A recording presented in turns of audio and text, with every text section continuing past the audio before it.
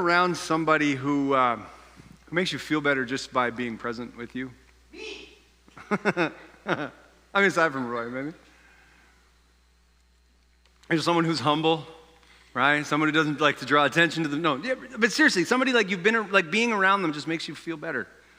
They don't even have to say anything. They're just present and you feel better. Or somebody who makes you want to be better just when they're present. Like there's something about them, you want to be like them, you want to somehow live like them, act like them, and there's something about their presence who makes there's something about them that is compelling. There's a guy in our denomination who is the head of our First Nations Alliance Canada churches, and his name is Howard Jolly. And he's a hilarious guy. I really love this guy. Whenever he gets up to the microphone at any of our general assemblies, it's going to be a good time because he has very little filter, and he's got a great sense of humor. And I didn't even realize that he was connected to the Alliance. I knew he was connected to Carrie's aunt and uncle and some things that they do in First Nations ministry and Indigenous ministry. And for the majority of the week, I had bumped into him a couple times and was talking. And any time that I'm near this guy, I feel just this sense of God's presence. He's one of these people. Like if he's just standing beside you with this giant smile on his face, you feel better. You feel grace. You feel mercy. You feel love. And Howard was one of the indigenous people who was pulled out of his home, ripped from his family, and put into an indigenous school. And I often think about that whenever I'm talking with him, that I shouldn't feel grace and mercy and compassion. There should be, it would make sense if there was bitterness and there was anger and there was frustration and distrust. And I always find that very powerful. And so this week I had a couple of opportunities just to sort of chat with him for a few minutes. I always sort of say hi whenever I get a chance to say something to him or whatever. And then on the second last day, it all blurs together, but near the end of the conference, Howard shared a song. So a little while ago, Howard had the opportunity to go to the one residential school where they found, I think, 700 unmarked graves. And as he was standing there, he had a sense of God saying to him the line from the story of Cain and Abel where God says to Cain, your brother's blood cries out from the ground to me. And he said and he went home and he sort of studied that passage, and he said God had sort of given him this song, and he wanted to share this song with us. And so he shared this song where the chorus of the song was a lullaby that his mother sang to him when he was a child before he was taken away from her. And he wanted to sing it because it was a lullaby that these children had never heard and wouldn't hear again. And then the verses was from God's perspective of these children's blood crying out to him from the ground. As you can imagine, when he was finished, there was silence and everyone is weeping. And people had stopped wiping tears because there was just no point. And just sitting and just. And there was this moment, though, that struck me that he was singing a song like that. And it was grace, and it was mercy, and it was compassion. It wasn't angry. It was something about him, and he was glowing. Now, he was actually glowing because his wife made him this beautiful, bright orange shirt with beautiful indigenous patterns. And as the lights in this very fancy pants church hit it, he was literally glowing. But more than that, something in him glowed, and it drew you to him. And it was the only time in the entire week that no one talked in the room. No one whispered to their neighbors. No one was on their phones checking what was going on Instagram. Everybody was just riveted on this indigenous man and his guitar and this quiet song. So hold that thought. I want to talk a little bit about Moses this morning. Not Jesus yet. So, real quick, most of us have grown up in the church, but we'll do real quick recap, get everybody there. So the Israelites, they're in Egypt, they're captivated for all this time. They cry out to God. There's the 10 plagues. There's all the stuff that goes on. Oh, we're going to run away. So they run away.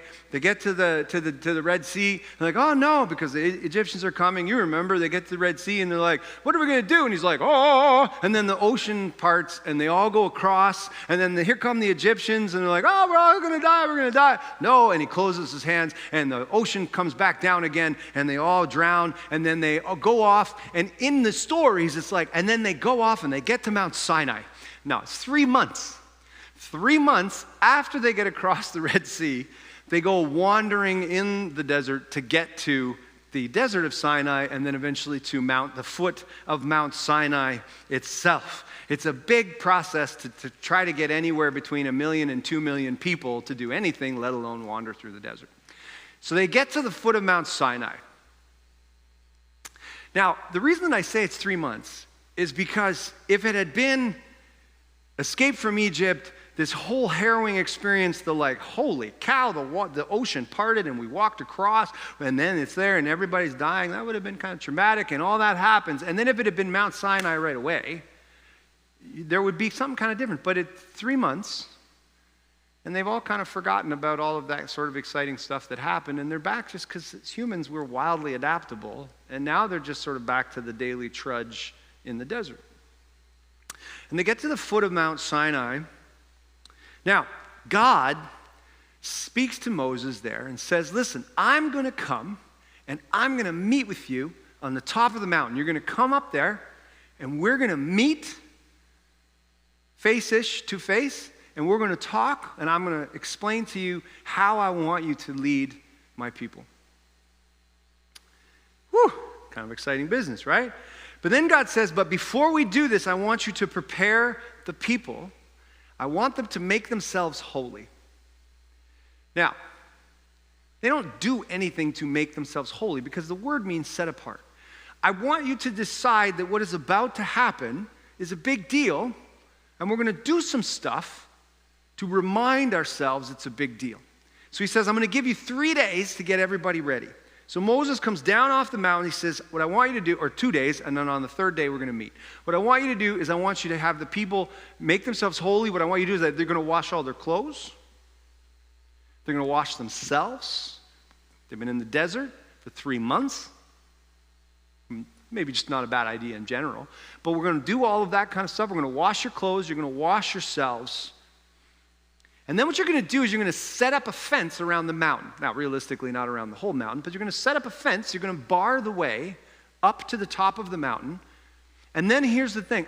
No one is to touch the mountain once I come down. No people, no animals. If anybody touches the mountain, they're to be put to death. An animal runs up there, they're to be put to death. If a person runs up there, they're to be put to death. And you're to stone them or to kill them with arrows, because if you touch the person who touched the mountain, that person is to be put to death. Until you hear the ram's horn or the shofar blow. Until then, the mountain is off limits because I am going to be present on the mountain.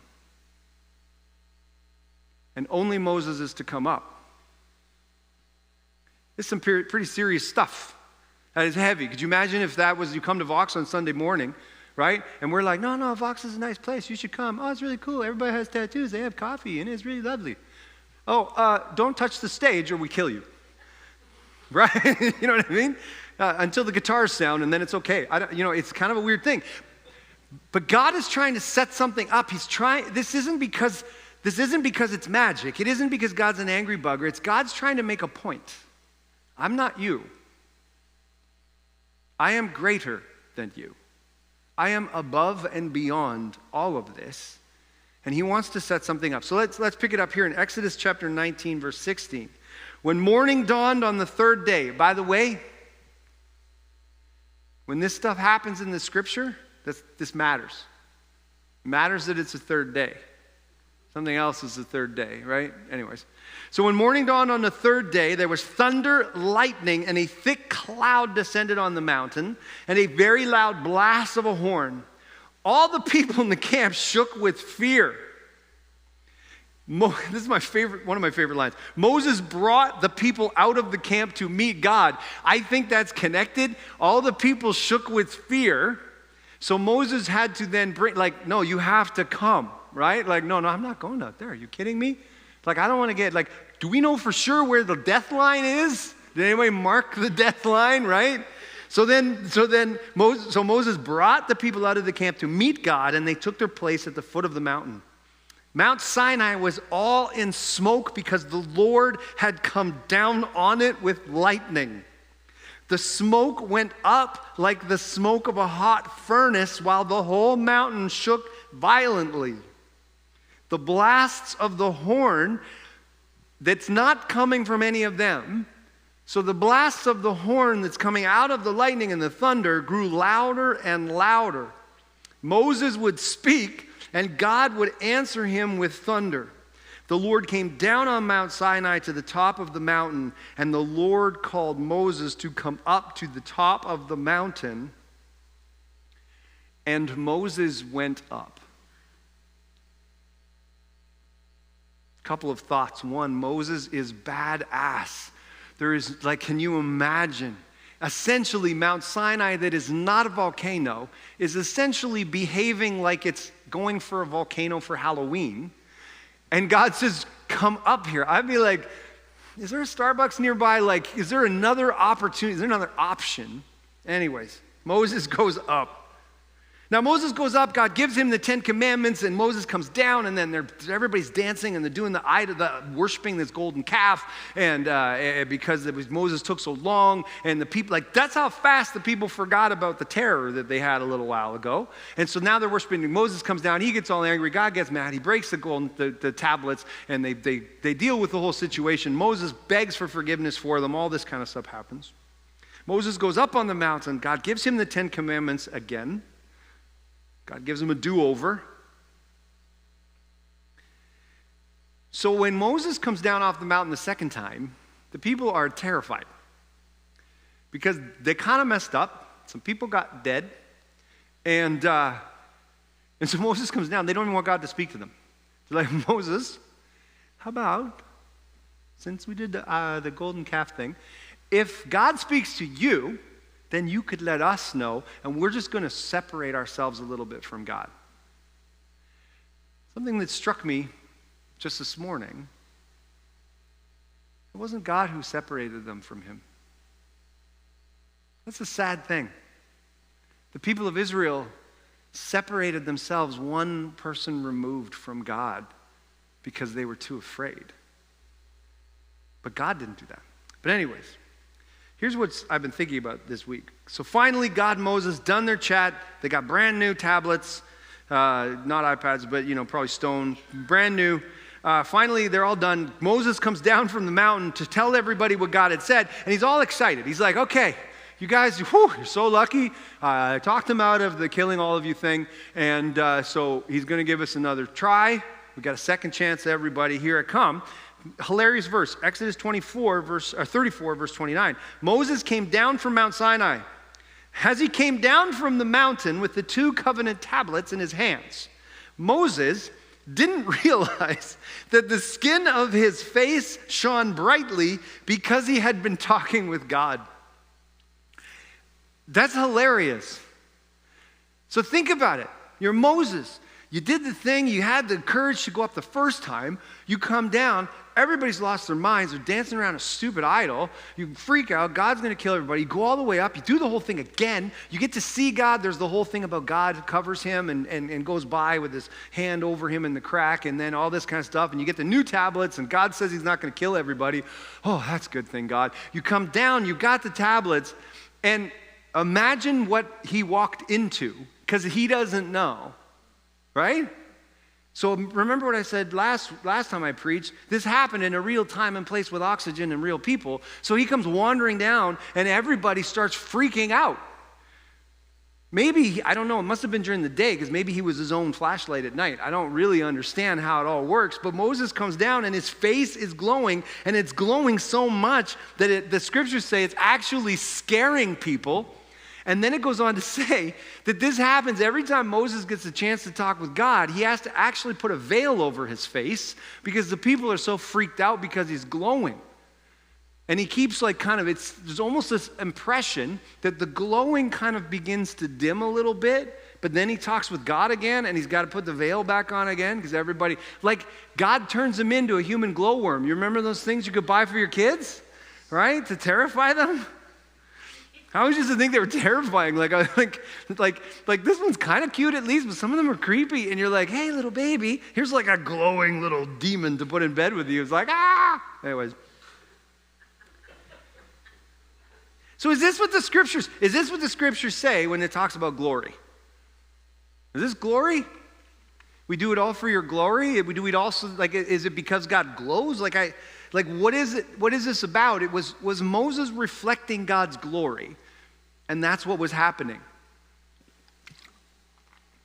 So like I said, glory is one of those words we use a lot in church, and it doesn't have a good definition, I don't think. It's a word we think we know what it means, but when you really stop and think about it, it's like, I don't actually. And so I kind of did a bunch of word study stuff this week, looked up all of the fancy smart people stuff, and what I kind of came down with is that they don't really know what it means. Like the definitions are kind of a little bit all over the place, but there's like a theme kind of. So for example, it can mean a bunch of different things. So it starts off with honor and dignity. There's a bunch of passages of scripture where the Hebrew word that's often translated as glory, it can mean honor, it can mean dignity. But that kind of even gets a little messy because our society, honor doesn't mean much anymore, right? Being honored doesn't mean much. Dignity doesn't really seem to be something that we care that much about in the scheme of things. We're less and less affronted if somebody questions or challenges you or makes you seem undignified, that kind of thing. And so I was like, well, that doesn't really help. I think maybe it kind of helped before. And you can kind of get your head around that idea, but then it gets weirder. It starts to be words like splendor. We were joking a lot this week about the word splendor or majesty. Or one of the other ones was brightness. And now you start to get that glowing thing. That's weird. But this idea of brightness, that idea that something about God is bright. And in a sense that when we do things for God's glory, we do things to add to God's brightness. That seems strange. I find it a little harder to get my head around. But you see the glowing bit starting there, right? And then things kind of get even weirder. It starts talking about how Jesus, like the writer of Hebrews in chapter 1, verse 3, says the Son is the light of God's glory and the imprint of God's being. One of the translations says the Son is the brightness of God's glory. So Jesus is the brightness of God's glory. More of this glowing stuff. All right. So today's passage is in the book of John. We have more of this kind of voice from the mountain kind of stuff going on. And we have this reminder. Now, often scholars talk about how when this stuff starts to happen, when there's these phrases, it's not by accident.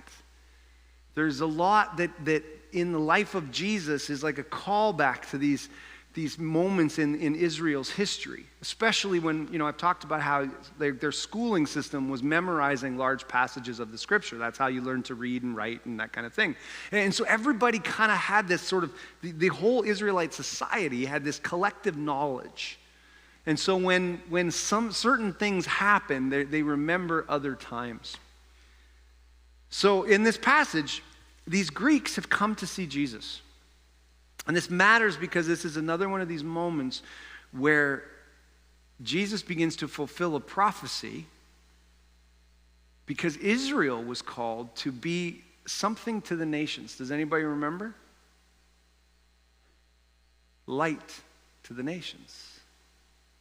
That through Israel, God was going to shine light into all of the world. And so Jesus has come, and these Greeks have come to speak with Jesus. Now, these Greeks are what they called God-fearers because they're in Jerusalem for Passover. So they're not Jews, but they are beginning to realize that there's something about this Jewish faith that is beginning to make sense to them. And they want to come and worship, but more so they've heard about Jesus. And there's something about Jesus that makes even more sense, and they want to talk to Jesus. But they're Gentiles, right? So this is kind of a big deal. And so Jesus is teaching them, and he's teaching their disciples, and then all of a sudden, Jesus drops something that is kind of a little bit freaky.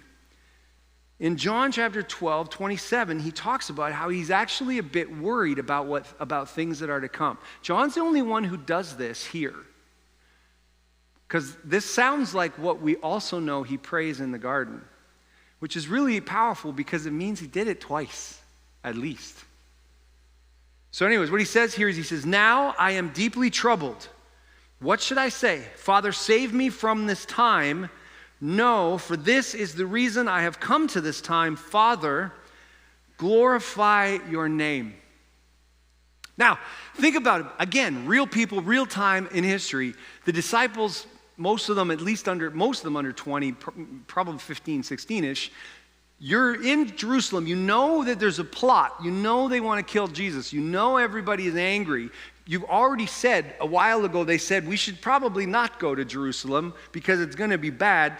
And then Jesus raises Lazarus from the dead. Then everybody gets pissed off. And now they're like, we really shouldn't be in Jerusalem. But you're like, it's okay. It's all right. I remember the lesson in the boat. So Jesus is sleeping. So it's fine. Everything is safe. Then Jesus says, I am deeply troubled. Oh, crap, right? Like it's like everything's fine on an airplane until all the stewardess stops serving drinks and sit down. Now it's bad, right? So this is what just happened. The stewardesses have now sat down. There's no more drinks. Now, like if you're the disciples, you're terrified because he just said he's scared, right? I love these moments because they just fly by in the scripture and we don't stop and pay attention to what's going on. So Jesus says he's deeply troubled. So now the disciples are also deeply troubled. And then Jesus prays out loud in front of all of them to God to do this, right? For this reason, Father, glorify your name. And you're like, what is happening? And then God answers. Like full-on voice from heaven answers. John 12, 28. Then a voice came from heaven. I have glorified it, and I will glorify it again. I love that answer. Father, glorify your name. Too late. Already done. And I will do it again. Because remember, what is his name? I am who I am. I have glorified it. I am glorifying it, and I will glorify it again. What does that mean? Because there's that word. Father, glow your name. Father, shine your name. Father, like splendor, honor, dignity, glorify your name. Don't worry, I've already glowed it, and I'm going to glow it. Like, do you know what I mean? Do you see the struggle? Because like, if you're just reading it, you're like, yeah, sounds good. Awesome, glorify your name, Father. Then you're like, I don't know what he's talking about. It doesn't actually make a whole lot of sense. And the people there don't know what's going on either, because some of the people are like, whoa, an angel's responding. This is crazy. And other people are like, I think it's thunder. I don't know what's happening, right? Why? Because nobody's ever heard God yell from heaven before. Pretty honest right now, if God yelled from heaven, we'd have about 15 different, stories of what it was here. Either that or we'd all be like, man, I need to get some more Zoloft. Like, something is wrong, man. Maybe some Seroquel in there. Change that drug cocktail up a little bit. But then Jesus says something, because here's the thing, it's flowing. This is one thing is leading to another thing, which is leading to another thing. So Jesus says in 12:30, the voice wasn't for my benefit, but for yours. Now is the time for judgment of this world. Now this world's ruler will be thrown out. When I am lifted up from the earth, I will draw all men to myself. There is something about glory that is compelling. I still don't have a definition for you. But there's something about glory. This honor, dignity, splendor, majesty, brightness that draws.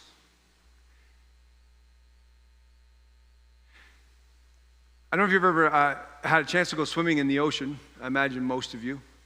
I never understood what riptide was, because growing up, it's like, we went to Wasaga Beach and the waves were big. There's no riptide, right?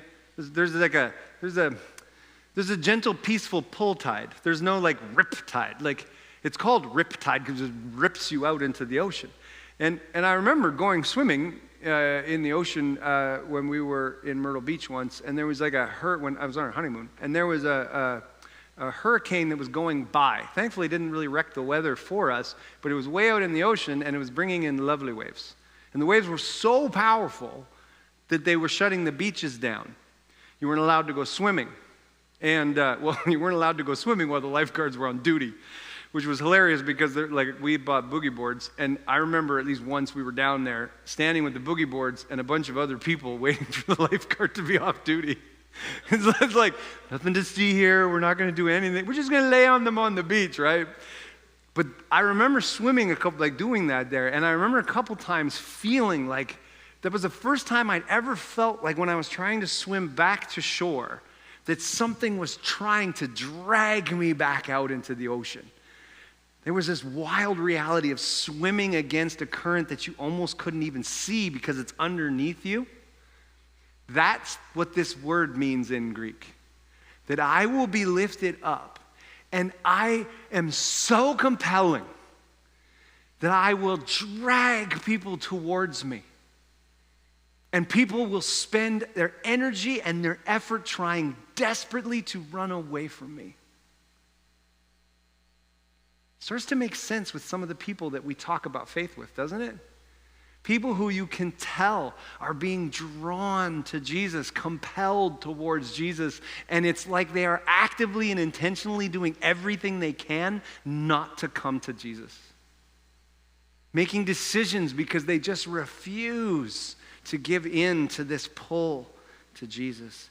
There's something about this light that shines from Jesus that is the reflection of God's, the Father's glory.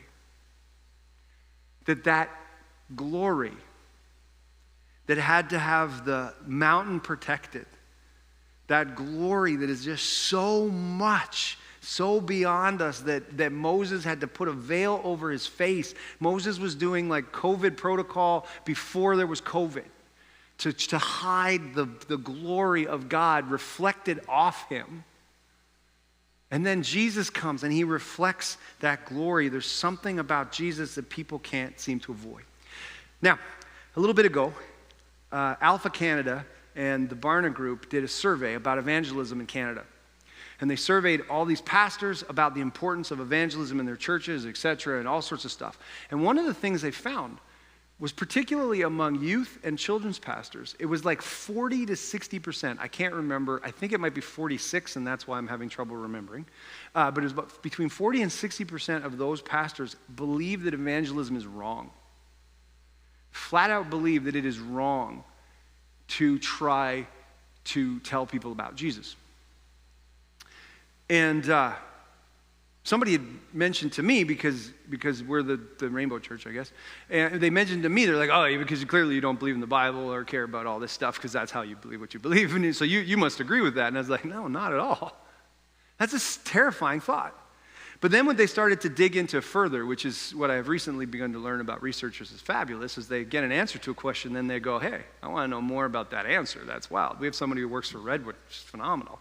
And it's how her mind works. She's like, something seems funny. Something seems funny about this answer, right? That seems strange. Either we got a lot of people almost heresy, so something's funny, right? And what it ended up being is what people are really saying is there's something about methodology that is actually being rejected. And so I got thinking about it. Here's the thing. At Vox even, it's people like this guy that we're rejecting. I'm rejecting this. This is just a person yelling. Even if you're a lovely, wonderful person, you're just standing yelling at people.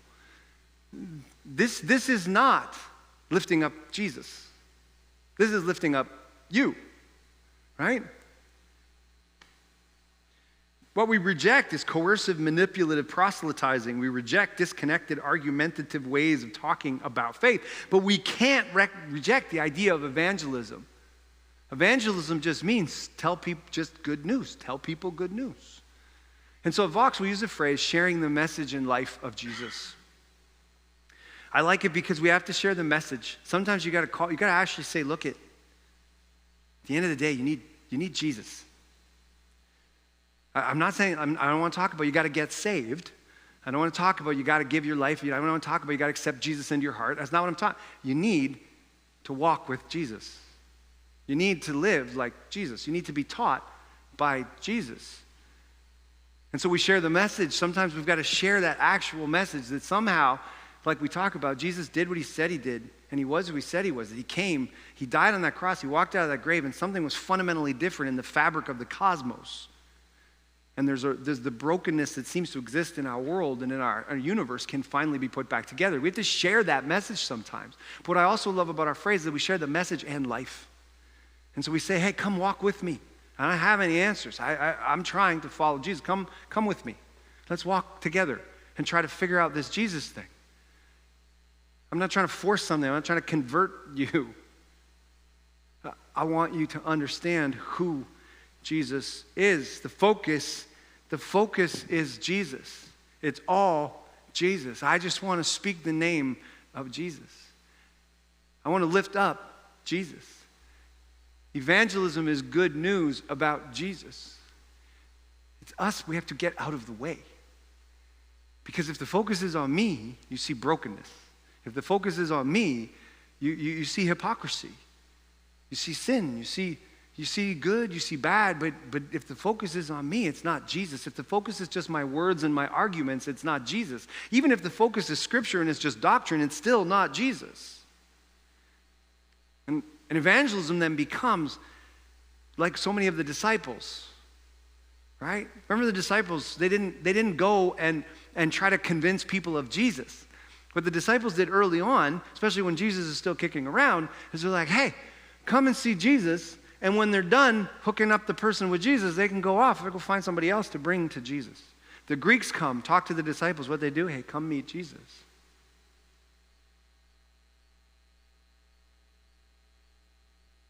The Vox, we need to keep doing this for lots of reasons. Not the least of which, we've got a few empty chairs. Because we're here. We're still here because it's always Jesus. It's the only thing that makes sense. We're here because the world needs Jesus. We're here because so many of our friends are broken and they're hurting and they need Jesus. Not that other stuff. Not condescending, manipulative, coercive, formulaic. Not that. But they need Jesus. At Redwood, the people who live in our places, they need Jesus. At O'Hara's, people at O'Hara, they need Jesus. No, I'm just kidding. There's a couple I know for sure. No, I mean the people need Jesus. Our neighbors need Jesus. But first and foremost, we need Jesus or we're screwed. To paraphrase Paul, if Jesus isn't Jesus, then our faith is in vain. If Christ be not raised from the dead, then our faith is in vain. If Jesus isn't Jesus, our faith is in vain. That's worship team to come on up. I got thinking about this Moses reflecting the glory of God thing.